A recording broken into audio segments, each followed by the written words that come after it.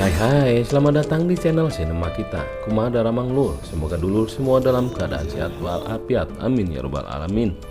Pada kali ini Mimin akan mereview film yang berjudul Pink. Film yang baru rilis pada tahun 2021. Ini harusnya rilis pada tahun 2020. Namun dikarenakan adanya virus COVID-19 dengan varian terbaru jenis Omicron, bukan Om Yudin, sehingga pemerintah melakukan PPKM level 4 dengan cengeknya 4 siki. Film yang menceritakan seorang pria yang bernama Pink yang diperankan oleh Tom Hanks hidup seorang diri dikarenakan adanya badai matahari yang menghancurkan bumi yang mengakibatkan semua orang tewas. Pink hanya ditemani oleh seekor anjing kesayangannya, sehingga Pink berinisiatif untuk membuat robot agar kelak di mana dia mati ada yang mengurus anjing kesayangannya tersebut. Tak usah berlama-lama, rapihkan kasurnya, betulkan bantalnya, kita review filmnya bareng-bareng. Cekidot.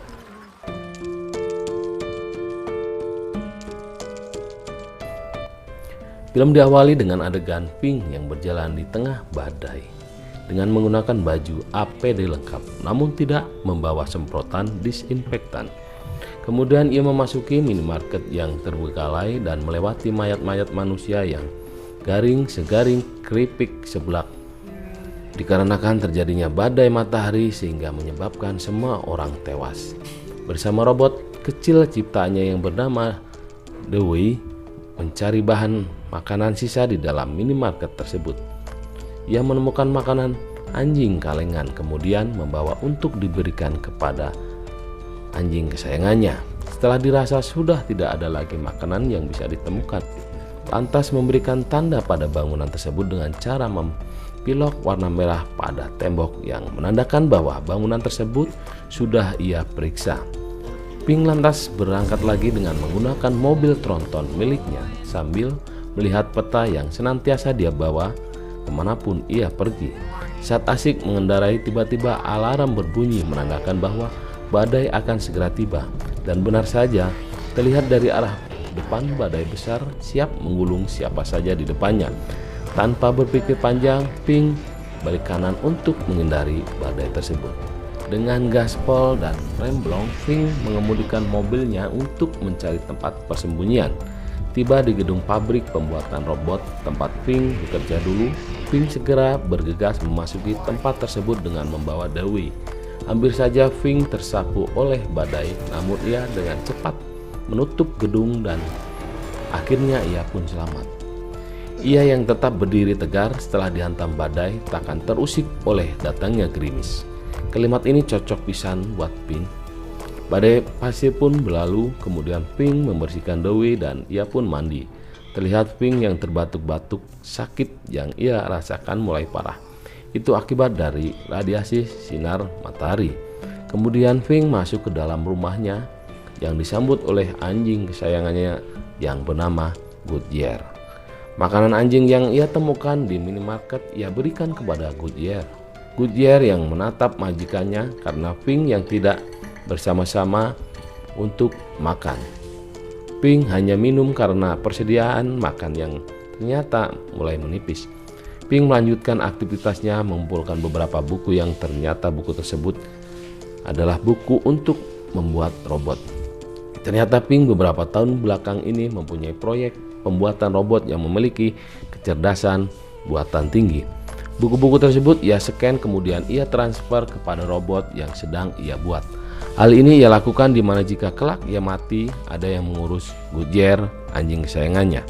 Robot buatan Pink hampir selesai. Ia pun mulai mentransfer informasi ke dalam memori sang robot, sekaligus mengecek respon robot tersebut. Awalnya sang robot hanya diam saja, setelah diotak-atik kembali akhirnya sang robot mengangguk menandakan bahwa dia mulai merespon ucapan dan gerakan dari Pink. Pink sangat senang melihat robot buatannya sudah dapat bergerak.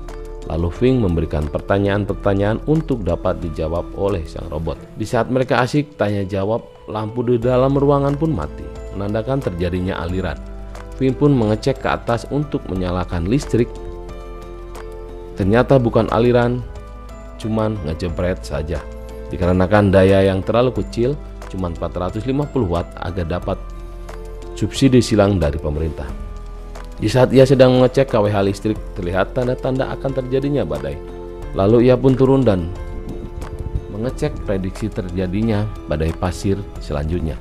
Setelah dicek, ditemukan informasi bahwa badai pasir akan terjadi beberapa hari ke depan. Finn pun ulang-ulang kemudian bergegas menuju tempat pembuatan robot untuk segera menyelesaikan robot buatannya tersebut. Ia pun mengajari gerak dasar kepada robot serta respon terhadap lingkungan. Ia pun memberikan nama terhadap robot tersebut dengan nama Jeff. Finn melihat jembatan gantung berwarna merah Golden Gate dengan harapan ia akan pergi untuk menuju tempat tersebut. Ia pun bergegas dan berkemas membawa barang bawaannya untuk segera berangkat menuju San Francisco. Dengan menggunakan mobil tronton miliknya, Finn bersama anjing Goodyear dan para robotnya mulai perjalanan. Terlihat robot Jeff budak baduk di dalam mobil dikarenakan hal tersebut adalah hal yang baru bagi Jeff. Di dalam perjalanan, Finn bercerita kepada Jeff tentang kondisi bumi yang gersang, kekeringan, dan begitu panas dikarenakan badai matahari yang melanda. Tak ada lagi kebun, sawah, ataupun curug yang tersisa pada kehidupan ini. Apalagi tanggal jauh sudah sangat sulit mereka temukan. Setelah berjalan beberapa lama, ia menghentikan mobilnya di suatu tempat. Sambil mengobrol, Finn membetulkan kepala Jeff yang dirasa baunya agak kendor. Jeff menanyakan kartu pos yang selama ini dibawa oleh Finn. Finn pun menjawab dari sekian kartu pos tersebut, Finn bertujuan untuk datang ke jembatan Golden Gate yang berada di kota Francisco sambil menunjukkan kepada Jeff. Kemudian Finn dengan menggunakan pakaian APD lengkap mengajak keluar Jeff untuk mencari sesuatu, khususnya makanan untuk persediaan mereka semua. Sambil berjalan mereka menemukan sebuah gedung dengan gembok yang masih menggantel, menandakan bahwa gedung tersebut belum ada yang memasukinya. Mereka pun memasuki gedung tersebut dan menemukan mesin pembuat popcorn yang nantinya dapat mereka gunakan untuk memasak popcorn di bawah terik matahari. Ia pun mempraktekkan cara membuat popcorn kepada Jeff yang dapat matang tanpa dimasak di atas kompor. Menating panas naeta karak di dunia encan di akhirat. Di saat mereka bersenang-senang dari jauh, terlihat angin tornado yang mulai mendekat. Tanpa menunggu komando balik kanan gerak, akhirnya mereka pun bergegas untuk memasuki mobil kemudian pergi dari tempat tersebut. Dirasa laju mereka akan tersusul oleh kecepatan angin tornado. Finn pun menghentikan mobilnya kemudian memasang pasak bumi untuk mengikatkan kepada mobilnya dengan harapan mobilnya tidak ngapung oleh terjangan angin tornado.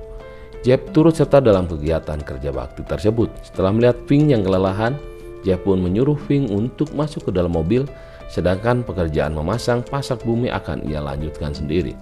Finn melihat badai tornado sudah sangat dekat dan menyuruh Jeff untuk segera masuk ke dalam mobil. Namun Jeff belum selesai mengencangkan tali pasak bumi yang ia gunakan untuk mengikat mobil. Badai tornado pun segera mendekat. Jeff yang baru selesai mengencangkan tali pengaitnya akhirnya berlari ke dalam mobil yang sejak tadi sudah ditunggu oleh Finn. Badai tornado pun mengguncang mobil mereka. Mobil mereka bergoyang-goyang namun bukan menjadikan mobil goyang. Tali yang diikatkan terputus dan hanya tertinggal satu tali yang mengikat mobil mereka. Badai tornado pun berlalu dan mereka pun akhirnya selamat. Mereka keluar dan memeriksa situasi dan kondisi mobil. Akibat terjangan badai tornado barusan, satu ban mereka sobek. Finn pun bingung dikarenakan ia tidak mempunyai dongkrak mobil.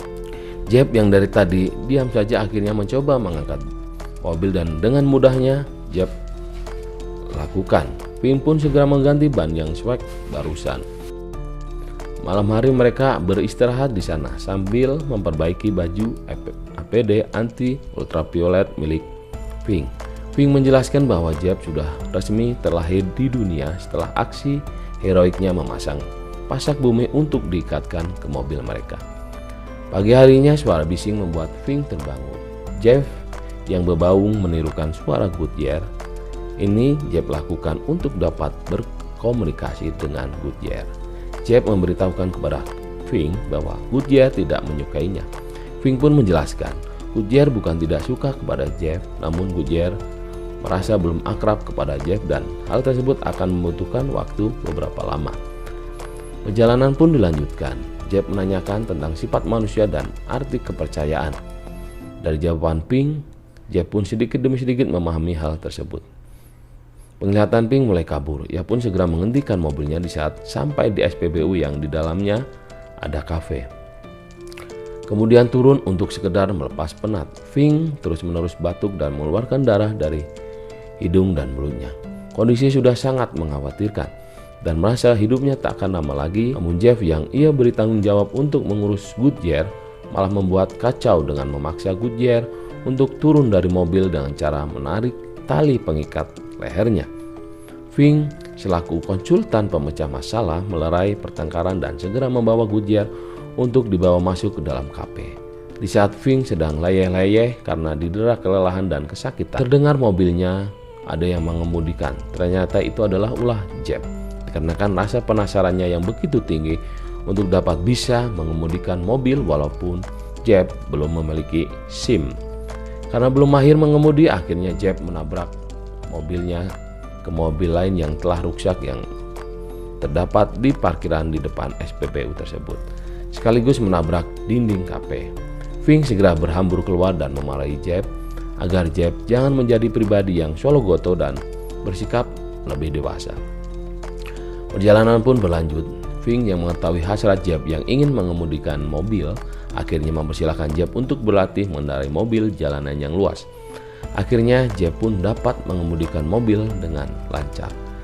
Jeff pun sangat senang karena Jeff bisa mengemudi dan berharap lusa ia bisa menjadi sopir tembak bus Budiman trayek Tasikmalaya Kampung Rambutan. Lumayan bayarannya buat naik haji. Scene berganti pada saat malam hari. Mereka bakar-bakar membuat api unggun dan terlihat di atas langit terselimuti oleh aurora yang berwarna hijau.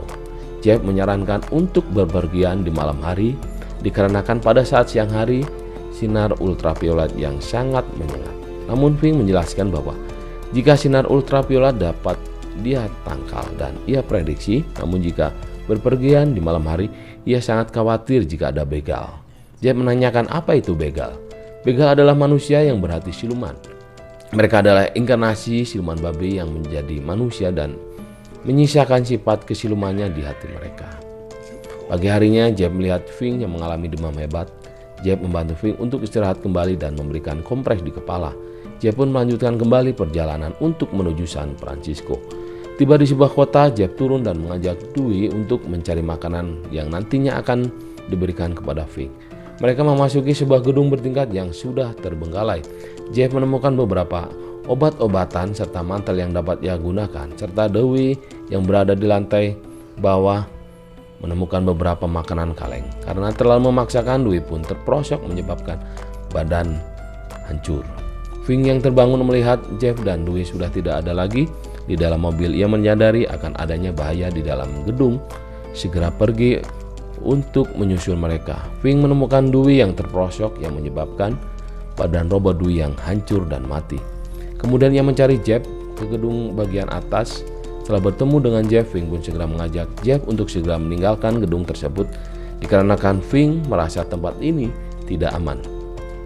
Firasat Fink pun betul-betul terjadi setelah mereka meninggalkan gedung tersebut. Dari dalam gedung terlihat mobil yang melaju untuk mengikuti mereka. Hingga waktu berganti malam hari, Fink melihat ke belakang dan mengetahui bahwa mereka sedang diikuti oleh kendaraan lain. Fink khawatir dan merasa takut jika harus bertemu dengan manusia yang lain. Karena situasi yang begitu paceklik dan susah mencari makanan, dikhawatirkan manusia lainnya akan menggunakan segala cara untuk menguasai barang milik orang lain. Fink menyuruh Jeff untuk tancap gas, lalu Fink pun mempunyai ide untuk menyembunyikan mobilnya di dalam kolong jembatan. Namun Jeff menghentikan mobil mereka dan beranggapan bahwa mobilnya lebih tinggi dari kolong jembatan. Namun Fink tidak peduli, diinjak gasnya agar mobil dapat bersembunyi di bawah kolong jembatan. Benar saja, panel ultraviolet yang berada di atas mobil tersangkut hingga rusak. Fink pun panik karena mobil yang mengikuti mereka sudah mulai mendekat. Kemudian Jeff berinisiatif untuk turun dari mobil dan mendorong mobil agar dapat bersembunyi di bawah kolong jembatan. Kendaraan yang mengikuti mereka tidak tahu keberadaan mobil Fink. Malahan mereka melalui jembatan layang yang kolong jembatannya digunakan Fink untuk bersembunyi lalu meninggalkan tempat tersebut. Fink keluar untuk mengecek panel ultraviolet yang telah rusak. Fing mengatakan bahwa Fing tidak akan sampai ke kota San Francisco dikarenakan tubuh Fing yang sudah tua dan didera sakit-sakitan. Jeff yang mendengar perkataan tersebut mencoba menasihati Fing, namun Fing malah membentak Jeff karena dirasa Jeff tidak tahu apa-apa. Setelah dirasa Fing sudah tenang, Jeff memberanikan diri untuk menghampiri Fing. Ia yakin kalau mereka pasti akan mampu melewati semua ini dan sampai pada tujuan, yaitu di jembatan Golden Gate di kota San Francisco. Pada momen ini Fing menceritakan masa lalunya yang kelam sehingga ia tidak mempercayai orang lain. Beberapa tahun yang lalu, setelah terjadinya badai matahari, orang-orang bukannya saling membantu malah berperang satu sama yang lain. Pada saat itu pula Fing menjadi saksi hidup menyaksikan seorang ibu dan anak yang ditembak mati gara-gara berebut makanan, dan Fing tidak dapat berbuat apa-apa. Fing melihat tas yang dibawa oleh sang anak yang ternyata isinya adalah seekor anjing kecil, dan ternyata anjing tersebut adalah Goodyear yang ia rawat sebagai bentuk tanggung jawab dan penebusan rasa bersalahnya. Sehingga Fing meminta kepada Jeff untuk merawat Goodyear di mana nanti jika ia meninggal dunia. Jeff pun mencoba memahami perasaan Fing layaknya manusia. Perjalanan menuju San Francisco pun dilanjutkan kembali. Jeff melihat seekor lebah menempel pada kaca mobil. Lalu Jeff memberitahukan kepada Fing. Fing pun menjulurkan tangannya keluar mobil kemudian turun tanpa menggunakan baju APD ultravioletnya. Di tempat tersebut badan Fing tidak terbakar. Ia melihat dan merasakan bahwa sinar ultraviolet tidak terlalu menyengat sehingga aman bagi dirinya dan anjingnya tanpa harus menggunakan baju APD-nya. Fing sangat bergembira dengan merasa seolah-olah terlahir di dunia kembali. Terlihat ia bermain dengan kupu-kupu yang telah lama tidak ia temukan di tempat asalnya. Fing dengan setelan jas putihnya duduk santai di bawah tenda kecil yang mereka pasang. Dengan ditemani oleh Goodyear, mereka bermain lempar bola. Fing kembali berharap agar Jeff dapat menjadikan Goodyear sebagai teman karibnya dan mampu menjadi orang tua bagi Goodyear kelak di kemudian hari. Di saat sedang bersantai ria, Fing batuk darah yang sangat banyak dan mengenai jas mewahnya. Jeff pun membantu Fing untuk masuk ke dalam mobil dan kemudian Goodyear menyusul mereka dari belakang. Ia menemani Fing yang mulai sekarat tak berdaya dan pada akhirnya Fing mengembuskan napas terakhir di pelukan anjing kesayangannya. Innalillahi wa inna ilaihi rajiun. Mugia ditampi iman sinareng Islamna amin ya rabbal alamin. Mayat Fing dibungkus dengan kain, kemudian dibakar. Jeff dan Goodyear merasa kehilangan sosok Fing yang selama ini selalu ada untuk mereka. Jeff berusaha bangkit dan segera melanjutkan perjalanan ke San Francisco sesuai dengan keinginan almarhum Fing. Jeff yang merasa canggung kepada Goodyear bingung harus melakukan apa. Namun Goodyear yang sudah merasa mulai dekat dengan Jeff mengajak Jeff untuk bermain lempar bola. Mereka berdua pun dapat menjadi akrab dan mampu menjadi sahabat. Akhirnya mereka pun sampai di kota San Francisco di jembatan Golden Gate. Jeff menempelkan kartu pos yang bergambar jembatan Golden Gate dengan ditambahi gambaran mereka bertiga, Fing, Jeff, dan Goodyear. Makam untuk Fing pun dibuatkan oleh mereka di dekat jembatan. Jeff dan Goodyear jalan-jalan menyusuri jembatan sambil menikmati keindahan jembatan tersebut. Dan film pun tamat. Demikian review film yang berjudul Fing. Tonton juga review film-film lainnya yang gak kalah seru hanya di channel Sinema Kita. Cukup sekian, sampai berjumpa di lain kesempatan. Wassalamualaikum warahmatullahi wabarakatuh.